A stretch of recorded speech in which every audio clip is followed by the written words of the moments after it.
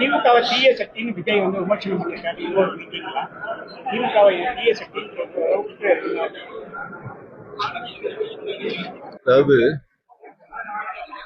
நான் ஏற்கனவே பல முறை சொல்லியிருக்கேன்.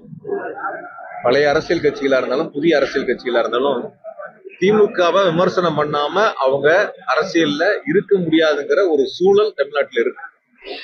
திமுக விமர்சனம் பண்ணா மட்டும்தான் அவங்க அரசியல் களத்துல நிக்க முடியும் அப்படிங்கிற அந்த சூழல் இருக்கக்கூடிய காலகட்டங்கள்ல திமுக விமர்சித்தே ஆக வேண்டும் அப்படின்னு கட்டாயத்திற்கு அவர்கள் தள்ளப்பட்டிருக்கின்றார்கள். அது யதார்த்தமான ஒரு சூழல்.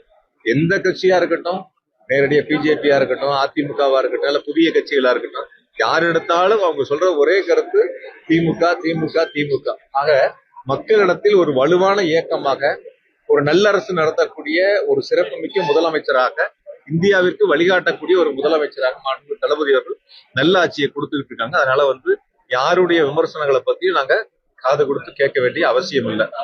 அரசுக்கு நல்ல ஆலோசனையை சொல்லக்கூடிய கருத்துக்களா இருந்தா நிச்சயமா நாங்க அதை காது கொடுத்து கேட்டு அதற்கான பணிகளை செய்வதற்கு முயற்சி எடுப்போம். அதனால அரசியல் சம்பந்தப்பட்ட விமர்சனங்களை வைக்கக்கூடியவர்கள் எந்த கருத்துக்களை சொல்றாங்களோ அது அவங்களுடைய கருத்துக்களா நீங்க எடுத்துட்டு போங்க. எங்களை பொறுத்த வரைக்கும் எங்க இயக்கங்களை பொறுத்த வரைக்கும் பேரறிஞர் அண்ணாவா இருக்கட்டும், முத்தமிழ் டாக்டர் கலைஞர் அவர்களா இருக்கட்டும், நம்முடைய மாநில முதலமைச்சர் தளபதி அவர்களா இருக்கட்டும், மக்களுக்கான ஒரு அரசை நடத்திட்டு இருக்கிறாங்க. அதனால யாருடைய விமர்சனங்களையும் நாங்க காது கொடுத்து கேட்க வேண்டிய அவசியம் இல்லை. அதே வேளையில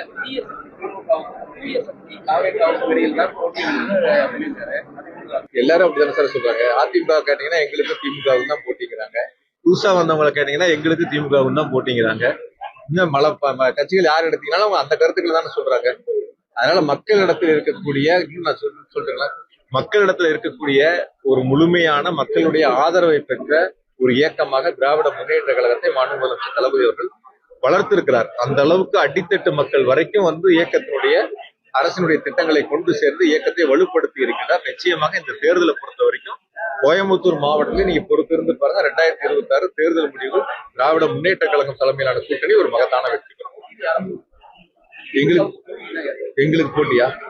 நாங்க யாரையும் போட்டியாளரவே பார்க்கலையே. நாங்க மக்களோட இருக்கிறோம். மக்கள் இயக்கமா தலைவர் நடத்திட்டு இருக்காங்க. மக்களுக்கான திட்டங்களை கொண்டு போய் சேர்க்கிறாங்க. நான் யாரையும் குறைச்சு மதிப்பிடல. எங்களை பொறுத்த வரைக்கும் நாங்க வெற்றி பெற வேண்டும், மக்களுக்கான திட்டங்களை கொண்டு சேர்க்க வேண்டும் முனைப்போடு இருக்கும். அதனால யாரையும் நான் குறைச்சும் மதிப்பிடல, யாரையும் நான் குறைவாகவும் சொல்லல. அதனால எங்களுக்கான பலம் தேர்தல் களத்துல பணியாற்றிட்டு இருக்கோம். இயக்கத்தினுடைய பணிகளை செஞ்சுட்டு இருக்கோம். ஒரு பக்கம் அரசினுடைய பணிகள் நடந்துருக்கு.